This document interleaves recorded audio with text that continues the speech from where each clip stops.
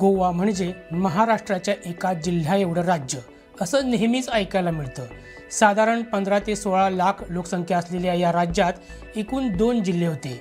या 2 जिल्ह्यांमध्ये 11 तालुके, पण तरीही दक्षिण जिल्ह्यातील 4 तालुके अजूनही मागासलेलेच। म्हणून आता दक्षिण गोव्याचे 2 तुकडे करण्यावर सर्वपक्षीय बैठकीत शिक्कामोर्तब करण्यात आले।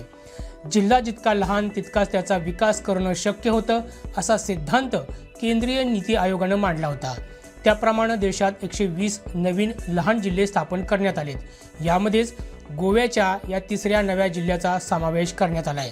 मुख्यमंत्री डॉक्टर प्रमोद सावंत यांनी याच नवीन तिसऱ्या जिल्ह्याची स्थापना झाल्याची घोषणा 30 डिसेंबर रोजी केली आहे। दक्षिणेतील धारबांदोडा, केपे, काणकोण आणि सांगे या तालुक्यांचा मिळून हा नवीन जिल्हा स्थापन करण्याची घोषणा करण्यात आली आहे। याची अधिकृत अधिसूचना लवकरच जारी करण्यात येणार आहे।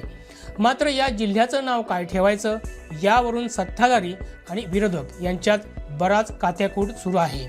आधी या जिल्ह्याचं नाव अटल असेल असं ठरवण्यात आलं होतं, पण अटल नावावरून सरकारवर चौफेर टीका सुरू झाल्यानंतर 24 तासांच्या आत नाव बदलून सरकारनं या जिल्ह्याचं नाव आता कुशावती ठेवण्याचा निर्णय घेतलाय। केपे तालुक्यातून वाहत असलेल्या कुशावती नदीवरून हे नाव देण्याचा निर्णय घेण्यात आलाय। तसंच या जिल्ह्याचं मुख्यालय देखील केपे शहरातच असणार आहे।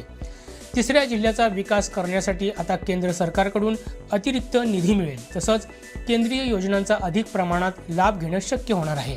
स्थानिक नागरिकांना जिल्हा पातळीवरील कामांसाठी लांबचा प्रवास करावा लागणार नाही असं मुख्यमंत्री डॉक्टर प्रमोद सावंत यांनी स्पष्ट केलंय। गोव्यातील अशाच ताज्या घडामोडी जाणून घेण्यासाठी आमचे YouTube चॅनल सबस्क्राईब करा।